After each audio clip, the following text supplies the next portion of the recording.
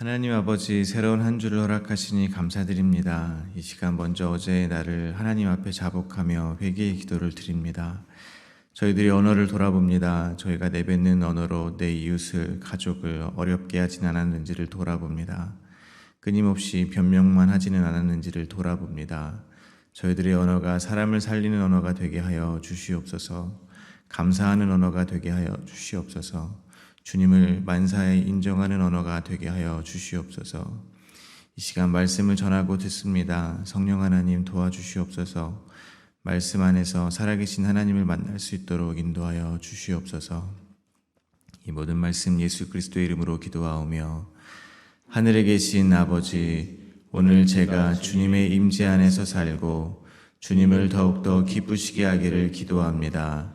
주 예수님, 오늘 제가 저의 십자가를 지고 주님을 따르기를 기도합니다.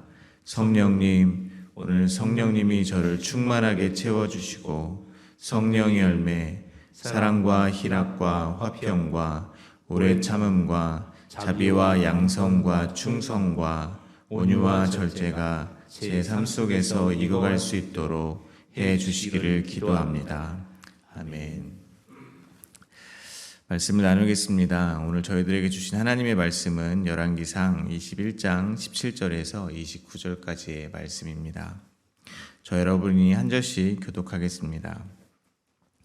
여호와의 말씀이 디셉 사람 엘리야에게 임하여 이르되, 너는 일어나 내려가서 사마리아에 있는 이스라엘의 아합 왕을 만나라. 그가 나봇의 포도원을 차지하러 그리로 내려갔더니 너는 그에게 말하여 이르기를, 여호와의 말씀이 내가 죽이고 또 빼앗았느냐고 하셨다 하고, 또 그에게 이르기를, 여호와의 말씀이 개들이 나봇의 피를 핥은 곳에서 개들이 내 피 곧 내 몸의 피도 핥으리라 하였다 하라. 아합이 엘리야에게 이르되, 내 대적자여, 내가 나를 찾았느냐? 대답하되, 내가 찾아노라. 내가 내 자신을 팔아 여호와 보시기에 악을 행하였으므로 여호와의 말씀이 내가 재앙을 내게 내려 너를 쓸어버리되 내게 속한 남자는 이스라엘 가운데 매인 자나 노인 자를 다 멸할 것이요. 또 내 집이 느밧의 아들 여로보암의 집처럼 되게 하고 아이야의 아들 바하사의 집처럼 되게 하리니 이는 내가 나를 노하게 하고 이스라엘이 범죄한 한 까닭이니라 하셨고, 이세벨에게 대하여도 여호와께서 말씀하여 이르시되 개들이 이스라엘 성읍 곁에서 이세벨을 먹을지라. 아합에게 속한 자로서 성읍에서 죽은 자는 개들이 먹고 들에서 죽은 자는 공중의 새가 먹으리라 하셨느니라 하니, 예로부터 아합과 같이 그 자신을 팔아 여호와 앞에서 악을 행한 자가 없음은 그를 그의 아내 이세벨이 충동하였음이라.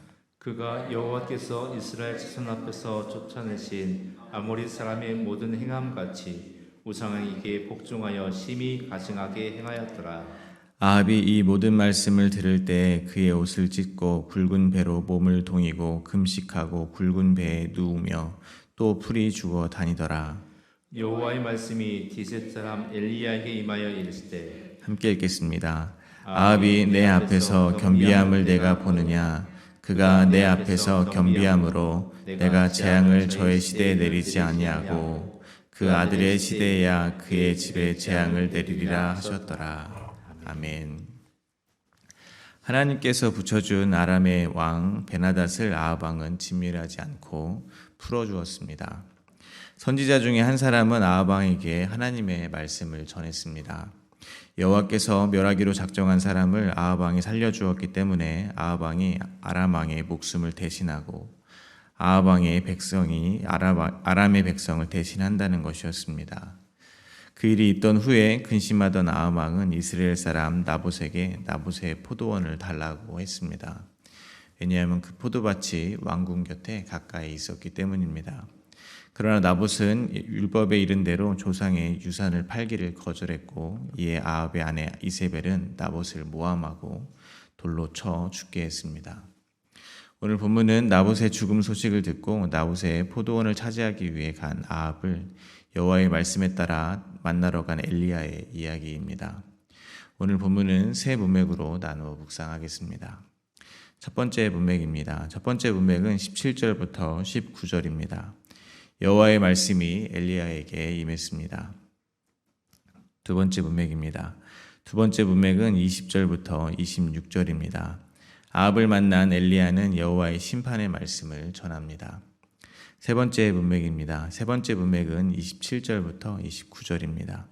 엘리야를 통해 하나님의 말씀을 들은 아합이 겸비하자 하나님께서 그에게 내리실 재앙을 연기시켜 주셨습니다. 첫 번째 문맥입니다. 17절입니다. 여호와의 말씀이 디셉 사람 엘리야에게 임하여 이르시되 아합이 나봇이 죽었다는 소식을 전하자 아합은 곧장 일어나 이스라엘 사람 나봇이 죽었다는 소식을 듣자 아합은 곧장 일어나 이스라엘 사람 나봇의 포도원을 차지하기 위해서 그리로 내려갔습니다. 그때 여호와의 말씀이 엘리야에게 임했습니다. 하나님께서는 엘리야에게 다음과 같이 말씀하셨습니다. 18절과 19절입니다. 너는 일어나 내려가서 사마리아에 있는 이스라엘의 아합 왕을 만나라. 그가 나봇의 포도원을 차지하러 그리로 내려갔더니 너는 그에게 말하여 이르기를 여호와의 말씀이 내가 죽이고 또 빼앗았느냐 하셨다 하고 또 그에게 이르기를 여호와의 말씀이 개들이 나봇의 피를 핥은 곳에서 개들이 내 피 곧 내 몸의 피도 핥으리라 하였다 하라. 하나님께서는 아합의 죄를 지적하십니다. 그리고 그 죄값으로 그에게 임할 심판을 말씀하십니다. 이를 통해 저희는 간섭하시는 하나님을 봅니다. 이 세상의 모든 사람들은 아합과 같이 살아갑니다. 모두 죽이고 빼앗는 삶을 살아간다는 것입니다. 인간은 어머니 자궁 속에 생기면서부터 저 무덤 속에 들어갈 때까지 죽이고 빼앗는 삶을 살아간다는 것입니다. 어머니 자궁 속 태아가 살아가는 방식은 다른 것이 아닙니다. 어머니의 것을 다 빼앗아 자기 것으로 삼는 것입니다. 저희 아이가 태어나던 그 순간을 저는 기억합니다. 저는 사람이 그렇게 새카맣게 되는 것을 처음 봤습니다. 제 아내가 숨을 참고 힘을 주니까 얼굴에 피가 안 통하고 피가 안 통하니 얼굴에 점점 핏기가 사라졌습니다. 결국 얼굴이 빨개지다 못해서 완전히 새카맣게 변해버렸습니다. 완전히 검게 죽어버린 것입니다. 그때 저희 아이가 태어났습니다. 마치 예수 그리스도의 죽음이 교회를 탄생시키듯 어머니의 생명을 담보로 아이가 태어나는 것이었습니다. 태어나면 끝이겠습니까? 아닙니다. 시작입니다. 아이는 부모의 삶을 먹고 자라납니다. 어디 그뿐이겠습니까?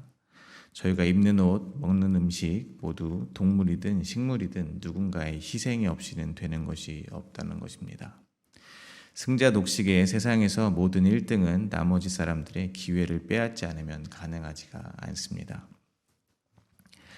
그러므로 이 세상의 모든 사람들은 자기의 자아를 발전시키고 유지하기 위해서 죽이고 빼앗는 삶을 살아가게 되어 있다는 것입니다. 어떠한 면에서는 이것은 자연스러운 이 세상 살이일 것입니다. 그런데 그 당연한 삶을 살고 있는 사람 중에 하나님께서 간섭하시는 자들이 있다는 것입니다. 그것이 죄야 라고 알려주시는 사람들이 있다는 것입니다. 바로 저희 같은 성도들입니다. 하나님께서 말씀을 통해서 저희 같은 성도들에게는 저희의 죄를 깨닫게 해주신다는 것입니다. 간섭하시는 것입니다. 일반적인 세상살이에서 남들이 다 하고 살고 있는 그런 것들을 성도들은 하지 못한다는 것입니다. 죄라는 것을 깨달았기 때문입니다. 세상살이에 관한 그런 일들은 그럴 수 있다고 생각할 수도 있을 것입니다. 그런데 신앙생활을 하다 보면 신앙생활에서조차도 자유로울 수 없다는 것입니다. 하나님을 섬기는 일이라고 믿어 의심치 않고 열심과 헌신을 다해서 했는데 나중에 돌아보니 그것이 나의 자아 확장을 위한 일이었던 것입니다. 심지어 그로 인해서 다른 사람을 실족시켰다는 불편한 사실을 마주하게 된다는 것입니다. 요한복음 16장 2절입니다. 사람들이 너희를 출교할 뿐 아니라 때가 이르면 물은 너희를 죽이는 자가 생각하기를 이것이 하나님을 섬기는 일이라 하리라. 사도 바울을 봅니다. 율법으로는 흠이 없는 자였습니다. 그의 종교생활은 자타가 공인하는 완전한 사람이었습니다. 겉으로 보기에는 그야말로 다윗의 길을 따라가던 온전한 사람이었던 것입니다. 그런데 그에게 하나님이 간섭하셨습니다. 그가 믿어 의심치 않았던 목숨 바쳐 헌신한 삶을 하나님께서 그것이 자기를 핍박하는 죄라고 말씀해 주신 것입니다. 많은 바린새인들이 그 당시에 있었습니다. 그런데 바울에게만 하나님께서는 간섭하시고 말씀해 주셨다는 것입니다. 돌이키게 해 주셨다는 것입니다. 사도 바울께서 자신의 열심이 하나님을 핍박하는 열심이었다는 것을 알았을 때 얼마나 상심했겠습니까? 즉 방금 읽어드린 요한복음의 말씀으로 생각한다면 나는 성도로서 죽임을 당하는 입장에만 설 줄 알았는데 내가 다른 성도들을 죽이는 사람이라는 것을 깨닫게 되었을 때 얼마나 괴로웠겠습니까? 사도 바울께서는 그의 사역 말년에 저희가 잘 아는 난 죄인 중에 괴수라라는 고백을 하셨습니다. 따라서 자기의 죄를 고발당하는 그의 삶은 일평생 이어진 것이라 보아도 과언이 아닐 것입니다. 그러나 그것을 깨닫게 된 사도 바울의 삶이 복된 것이라는 것입니다. 그것을 깨닫지 못하고 여전히 율법으로 자기를 세워가는 바리새인들이 복이 없는 것입니다. 그러므로 하나님의 간섭이 있는 이 삶이 늘 죄를 고발당하는 저희들의 삶이 진정으로 복된 삶임을 깨닫게 되시기를 바랍니다. 따라서 저는 오늘 이 말씀을 통해서 아하방 안에 들어있는 저희들 자신을 꼭 발견하게 되시기를 바랍니다. 너는 또 죽이고 빼앗았구나 하는 하나님의 일갈이 다른 사람의 이야기가 아니라 바로 나의 이야기로 들리기를 바랍니다. 왜냐하면 그것이 하나님께서 간섭하시는 성도들의 삶이기 때문입니다. 두 번째 문맥입니다. 아합은 하나님의 말씀을 전하기 위해서 온 엘리야에게 다음과 같이 이야기합니다. 20절입니다. 아합이 엘리야에게 이르되 내 대적자여 내가 나를 찾았느냐 대답하되 내가 찾았노라 내가 내 자신을 팔아 여호와 보시기에 악을 행하였으므로. 아합은 엘리야를 보고 내 대적자라고 말을 합니다. 엘리야는 하나님의 말씀을 전하는 선지자입니다. 그러므로 아합은 지금 하나님을 향해 내 대적자라고 말을 하는 것과 마찬가지라는 것입니다. 마찬가지로 저희는 하나님을 대적자로 삼고 살아갈 수 있다는 것을 생각하게 됩니다. 아합이 왜 엘리야를 보고 내 대적자라고 했겠습니까? 자기의 죄를 지적했기 때문입니다. 요한복음 15장 22절부터 23절입니다. 내가 와서 그들에게 말하지 아니하였더라면 죄가 없었으려니와 지금은 그 죄를 핑계할 수 없느니라. 나를 미워하는 자는 또 내 아버지를 미워하느니라. 그러므로 저희는 저희의 죄를 들춰내는 말씀 앞에 설 때 겸손하게 자기를 돌아보아야 할 것입니다. 제가 아는 어떤 목사님께서 어떤 공동체에 가서 말씀을 전했다고 했습니다. 그 공동체는 탈북민 공동체였습니다. 그래서 탈북민 몇 분과 남한 성도들 몇몇이 모여서 예배를 참여했다고 했습니다. 그 목사님은 설교 주제로 죄에 대해서 설교를 했다고 했습니다. 사람들은 많은 은혜를 받았다고 그 목사님께 화답을 해 주었다고 했습니다. 그런데 그 말이 모두 이런 말이었다고 했습니다. 목사님 오늘 설교가 참 좋았습니다. 그런데 오늘 설교를 탈북민 형제들이 어떻게 생각하는지 모르겠습니다. 라고 했다고 했습니다. 그분들의 마음을 모르는 바는 아니나 그 목사님이 기대했던 반응은 아니었다고 했습니다. 그 목사님이 바랬던 반응은 그래서 내가 죄인이었네요. 그래서 나에게는 예수님의 십자가 은혜가 없으면 안 되는 것이었네요. 라는 것이었다고 했습니다. 심지어는 자기의 죄를 지적하는 설교자인 자기 자신을 미워하고 불편해야 하는 것이 아니냐고 했습니다. 그러나 다 자기 이야기로 듣지 않고 있으니 그저 좋은 설교라고 점잖게 말을 한다는 것이었습니다. 그 공동체의 남한 분들의 바람은 언제나 탈북민 분들과 더 가까워지는 것입니다. 그러나 그분들이 아직 깨닫지 못하는 것이 있습니다. 탈북민 형제들과 가까워질 수 있는 방법은 자기가 먼저 부인되는 것이라는 것을 모르는 것입니다. 자기의 죄를 고백하며 자기가 부인될 때 국적, 재벌, 학벌, 명예 등 또 직분 등등의 수많은 껍데기가 벗겨지고 그 빈자리로 비로소 탈북민 형제들이 그리스도 안에서의 진정한 형제와 자매로 들어올 수 있다는 것을 모르고 있는 것입니다. 그래서 그 목사님은 저에게 안타까운 듯이 말했습니다. 그 남한 분들은 지금 탈북민 형제들이 들어올 문을 높아진 즉 부인되지 않은 자기들이 막고 서서 왜 탈북민 형제들이 오지 않느냐는 질문을 계속하고 있다고 탄식했습니다. 그러므로 저희는 저희의 죄를 들춰내는 말씀을 저희의 대적자로 삼으면 안 될 것입니다. 또는 저희와 아무 상관없는 남의 이야기로 들어서도 절대 안 될 것입니다. 저희가 오늘 엘리야를 통해서 말씀하신 저희 자신을 팔아 여호와 보시기에 악을 행한 바로 그 죄인임을 간절하게 깨닫게 되기를 소망합니다. 엘리야는 아합이 받게 되는 심판을 전합니다. 21절과 22절입니다. 여호와의 말씀이 내가 재앙을 내려 내가 너를 쓸어버리되 내게 속한 남자는 이스라엘 가운데 매인자나 노인자를 다 멸할 것이요 또 내 집이 느밧의 아들 여로보암의 집처럼 되게 하고 아히야의 아들 바하사의 집처럼 되게 하리니 이는 내가 나를 노하게 하고 이스라엘이 범죄하게 한 까닭이라 하셨고, 한마디로 진멸되는 것입니다. 죄의 삭은 진멸입니다. 영원한 죽음입니다. 아합 왕의 죄는 곧 탐심입니다. 남의 것을 탐하는 것입니다. 탐심은 결핍에서 시작이 됩니다. 아무리 많이 가졌더라도 인간의 결핍은 끝이 없습니다. 이 탐심이 형상화돼서 나오면 그게 우상입니다. 지금 저희들의 우상은 두말할 것 없이 재물입니다. 저희는 재물을 향한 탐심으로 가득하다는 것입니다. 지금은 평안한 시기를 걷고 있어서 마치 재물보다는 하나님을 더 사랑하는 듯이 보일 수 있습니다. 그러나 아사왕이 목에 칼이 들어오자 하나님보다 아람왕을 의지했듯이 저희는 늘 결정적인 순간에 눈에 보이지 않는 하나님보다는 눈에 보이는 재물을 또 힘있는 사람을 자기의 경험을 더 의지하고 있다는 것을 금방 들키고 말 것입니다.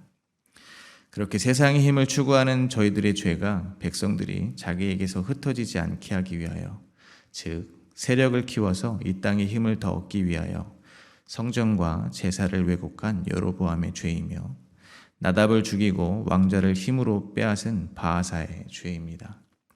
그리고 그렇게 이 세상 힘을 포기하지 못하는 저희의 죄의 값이 아합에게 선포된 것 같이 진멸이며 사망임을 기억하시기를 바랍니다. 이어서 하나님은 아합의 아내 이세벨을 저주합니다. 23절부터 26절입니다. 이세벨에게 대하여도 여호와께서 말씀하여 이르시되 개들이 이스라엘 성읍 곁에서 이세벨을 먹을지라. 아합에게 속한 자로서 성읍에서 죽은 자는 개들이 먹고 들에서 죽은 자는 공중의 새가 먹으리라고 하셨느니라 하니, 예로부터 아합과 같이 그 자신을 팔아 여호와 앞에서 악을 행한 자가 없음은 그를 그의 아내 이세벨이 충동하였음이니라. 그가 여호와께서 이스라엘 자손 앞에서 쫓아내신 아모리 사람의 모든 행함같이 무상하게 복종하여 심히 가증하게 행하였더라. 이세벨은 열왕기 하 9장에 의하면 음행과 술수가 많다고 말을 합니다. 예로부터 아합보다 더 악한 자가 없는 이유는 음행과 술수가 많은 이세벨이 아합을 충동했기 때문이라는 것입니다. 나봇의 포도원 사건에서 드러나는 이세벨의 죄는 자기가 얻고 싶은 것을 얻기 위하여 하나님의 말씀을 사사로이 이용한 것입니다. 레위기 24장 15절과 16절입니다. 너는 이스라엘 자손에게 말하여 이르라. 누구든지 그의 하나님을 저주하면 죄를 담당할 것이요 여호와의 이름을 모독하면 그를 반드시 죽일지니 온 회중이 돌로 그를 칠 것이라. 거류민이든지 본토인이든지 여호와의 이름을 모독하면 그를 죽일지니라. 이세벨은 이러한 하나님의 말씀을 이용한 것입니다. 나봇의 포도원을 얻기 위해서 나봇이 하나님과 왕을 저주하였다고 모함했습니다. 그리고 금식을 선포하고 증인 두세 사람을 세워서 거짓 증언을 한 것입니다. 마찬가지로 저희 안에도 이러한 모습이 있다는 것을 고백할 수밖에 없습니다. 말씀을 통해서 예수 그리스도와 그가 이르신 하나님 나라에 대해서 발견하고 주가 하신 일을 찬송하는 것이 아니라, 즉 여호와를 알고 더 알기 위해서 말씀을 읽는 것이 아니라 하나님의 말씀을 그저 일간지 속 오늘의 운세 정도로 생각하는 경우가 허다하다는 것입니다. 불안할 때 뽑는 말씀 카드들, 신년마다 뽑아 한 해의 방향을 점치는 행위들, 그 속에 모두 하나님의 말씀을 가지고 이 땅의 혈과 육의 것을 더 많이 얻고 풍요롭게 하기 위해서 말씀을 사사로이 이용하는 이세벨의 죄가 들어있다는 것입니다. 그리고 저희는 얼마든지 다른 사람들을 충동할 수 있다는 것 또한 고백할 수 있습니다.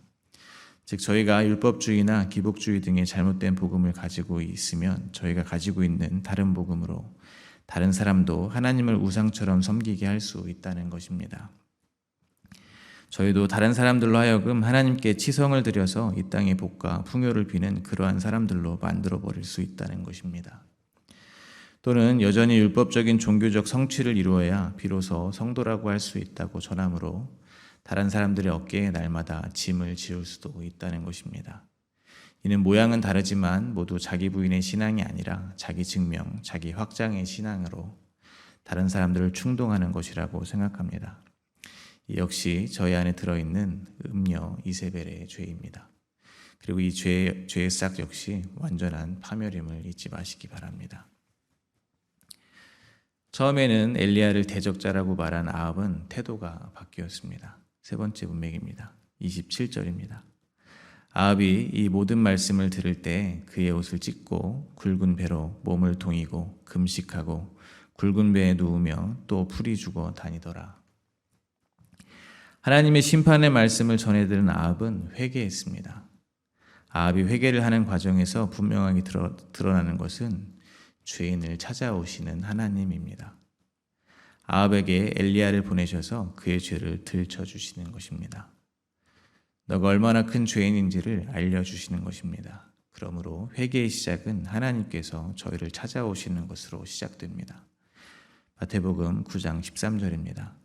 너희는 가서 내가 긍휼을 원하고 제사를 원하지 아니하노라 하신 뜻이 무엇인지 배우라.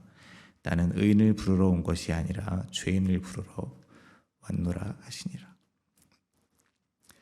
따라서 마치 다른 사람들은 기복주의 신앙을 갖든 율법주의 신앙을 갖든 아무렇지도 않게 사는 것 같은데 마치 하나님께서 나만 쫓아다니시면서 이것도 죄야 저것도 죄야 하면서 내 골수까지 가득한 죄를 폭로시켜 주시는 것 같은 이 삶이 복된 인생임을 다시 한번 잊지 마시기를 바랍니다. 28절과 29절입니다. 여호와의 말씀이 디셉 사람 엘리야에게 임하여 이르시되 아합이 내 앞에서 겸비함을 내가 보느냐. 그가 내 앞에서 겸비함으로 내가 재앙을 저의 시대에는 내리지 아니하고 그 아들의 시대에야 그의 집에 재앙을 내리리라 하셨더라. 아합의 회개 앞에 하나님의 긍휼이 부어집니다. 하나님의 목적은 심판이 아니라 구원임을 깨닫게 됩니다. 아합이 진정한 회개를 했는가 아닌가 이것을 생각하지 마시기를 바랍니다. 오히려 하나님의 긍휼이 부어졌다는 것을 기억하시기를 바랍니다. 어쩌면 아합은 당장 하나님의 심판이 너무 무서워 회개하는 신용을 했을지도 모르겠습니다. 왜냐하면 아합은 결국 하나님이 말씀하신 것처럼 최후를 맞이하기 때문입니다. 그러나 실상은 저희가 하나님께 하는 회개가 아합이 하는 그런 회개가 아니겠습니까? 돌아서면 또 죄짓고 상황이 좀 나아지면 하나님을 또 잊고 살고 있지는 않습니까? 그런데 그러한 저희를 보시고 하나님은 하나님의 사람 엘리야에게 자랑하듯이 말씀하신다는 것입니다. 아합이 내 앞에서 겸손해진 것을 보느냐.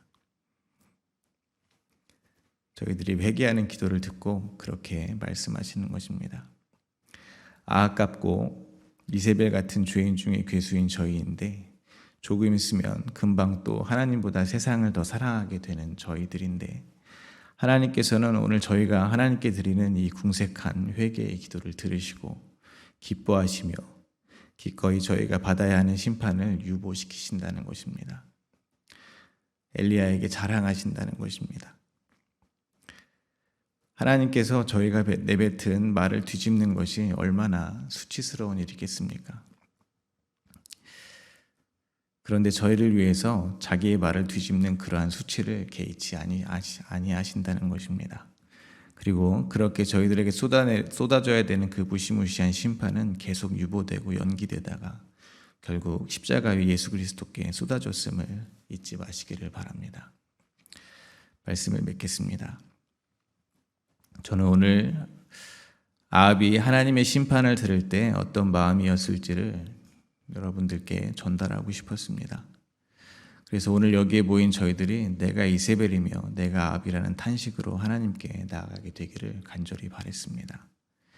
왜냐하면 죄가 더한 곳에 은혜가 더욱 넘치기 때문입니다. 오늘 하루는 죄가 사망에서 왕노릇한 것 같이 하나님의 은혜가 우리 주 예수 그리스도의 의로 말미암아 저희 안에 왕노릇하는 하루가 되시기를 간절히 소망합니다.